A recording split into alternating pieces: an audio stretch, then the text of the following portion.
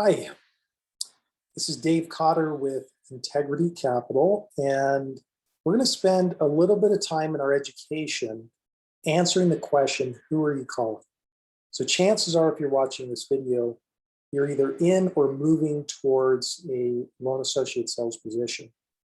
And one of the most important questions we can ask is, who are you calling? And you might ask the question, well, what do you mean by that? And what I would say to that is what we mean is it's really important to be very distinct about understanding the people that you are actually picking the phone up and calling, because well, you have so much time every day, and so you can't manage time, you can just measure it. And you can just manage your priorities essentially. And so what we mean is that we really are clear about who we are reaching out to develop relationships with. And then the next question is, well, why does it even matter, Dave? And we go back to the first issue, which is you only have so many hours in the day. You only have so much time because time just passes by. And so we want to manage those things so that you can have the highest return on your investment of time. And so then the final question is, well, then who should we call? What types of people should we be calling? Who are we looking for, Dave? When I'm going to be picking up that phone, I want to make sure it's the best suited person that I'm talking to, and not just someone that I'm going to spin my plates. So here's a couple of things to think about that I think are really, really important. The first one is that ideally, in terms of either direct or indirect, meaning direct, when I say that, means somebody that's physically you're going to transact with. It's a developer, it's an investor, it's a small business owner who will physically buy the real estate and occupy it or buy it to lease. And then there's the indirect. These are people that are spheres of influence, people that are going to refer business over to you that can develop these ambassador type of relationships.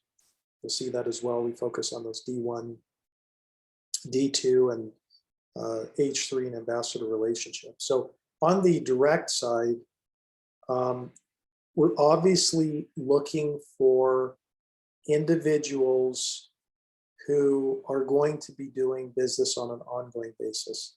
That is what is a D1. Somebody that's ideal, it's somebody that's working on a consistent basis in this world, somebody that owns multiple, apartment complexes, retail centers, office facilities, industrial, self-storage. Someone's doing that on an ongoing basis throughout the year that is going to keep transacting. A D2 is somebody that's probably going to do it once, maybe every several years or so. It's not necessarily that you don't deal with those people. It might just not be at the top of the list. The second thing to think about in those people is you're also wanting to work with people that actually see value in what it is we do. One of the things you'll hear a lot here is that you can't force something that's not already there.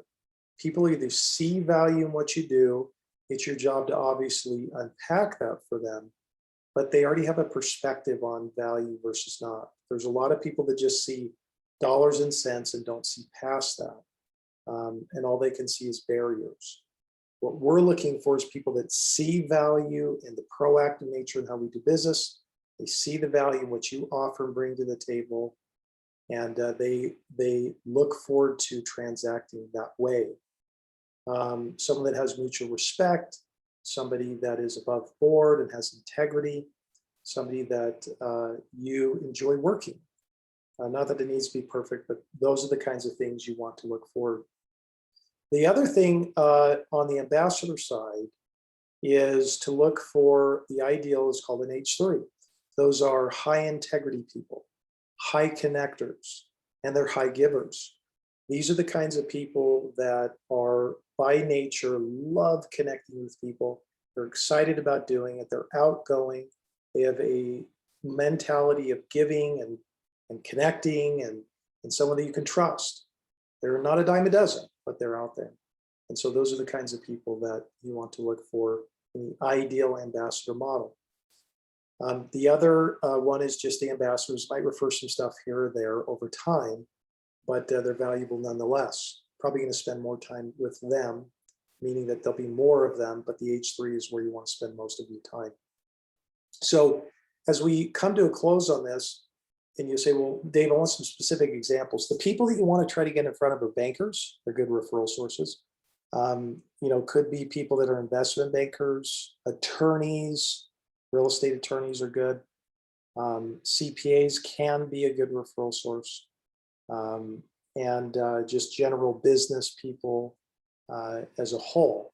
So that's just some examples of people that you can perhaps look to work with. So this is the video session, education session on who are you calling.